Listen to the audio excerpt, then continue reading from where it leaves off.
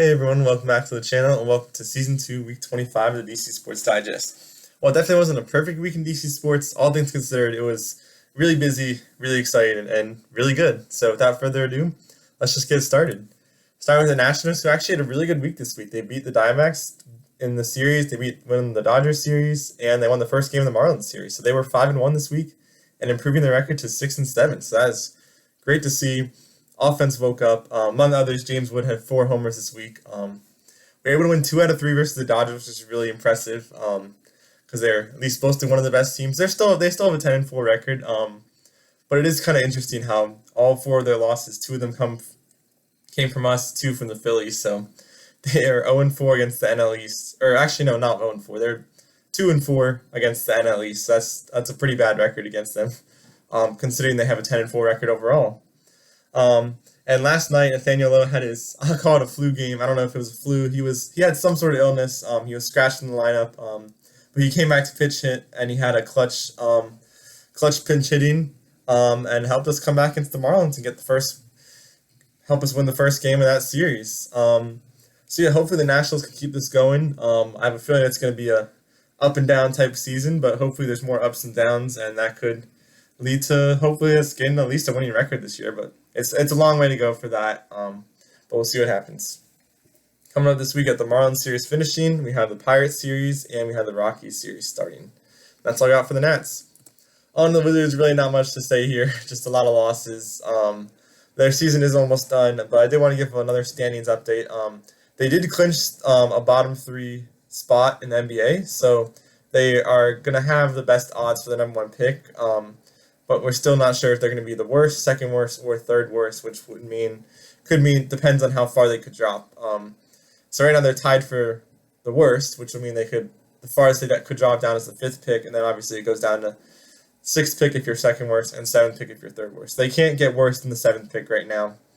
But we'll see what happens. Got the last game of the season versus the Heat tomorrow, and then we'll see where they stand for the NBA draft, and then the lottery will be in about a month. And I'll recap it all for you right here. That's all I got for the Wizards. On to the Caps. They lost to the Islanders. They did beat the Hurricanes in the shootout. But the main thing was huge congrats to Obi. He broke the record on the power play. Celebrations ensued, not ensured. Celebrations ensued throughout the week. There's a 20-minute ceremony after the goal. I'm sure that was really hard to play after just like staying there for 20 minutes. But that was really nice. The away fans at UBS Arena in New York, they were really good. And obviously, everyone was really excited. Big moment across the league.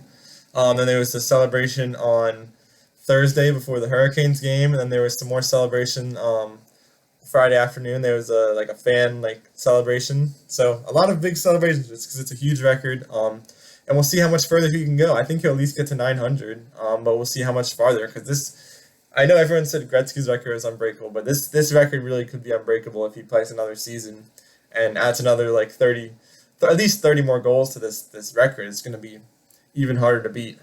Also want to congratulate Pierre-Luc Dubois, hit 20 goals, I think, for the first time. He's been having a great season with us. And a strong second period helped the Capitals have a hard-fought win against the Hurricanes. That was a really tough game. They are a tough team. I don't really want to see them, but that is a potential second-round matchup as of right now. If we make it that far. But that helped us reach 50 wins and clinch the number 1 seed in the East, which is really great to see. We'll see who ended up playing the playoffs.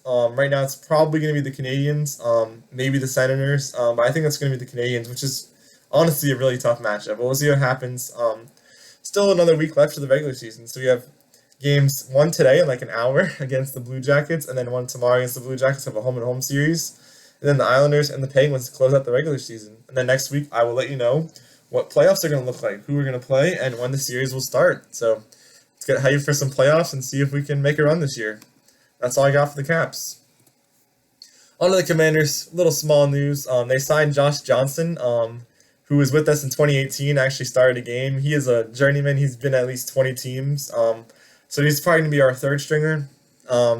So not a huge sign, but it's cool. He's kind of reunited here. He has some ties with Adam Peters and obviously ties to the Commanders. And we also hired Wes Welker as an assistant. Very good wide receiver back in the day. Also a solid assistant. So it's great to see.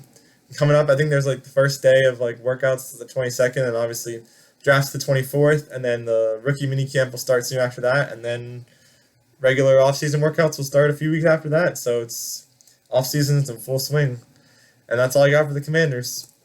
A lot of other DC sports news this week as well. DC United unfortunately lost 6-1 to San Jose. That is not good. Their next game's tonight against Cincinnati. Old Glory DC beat Seattle. They have a game today against New Orleans. Washington Spirit won a break, but they have a game today against Louisville. DC Power lost to Carolina. Their next game is today against Fort Lauderdale. DC Defenders beat Memphis. They got 2 turnovers and got a nice win there, starting 2-0.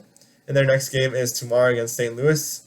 And I got to get some Mystic news because the WNBA draft is starting on Monday. So it'll be great to see what they do with their 3 top 10 picks. And that's all I got for other DC sports news. On the weekly awards, I actually thought of a new award to do.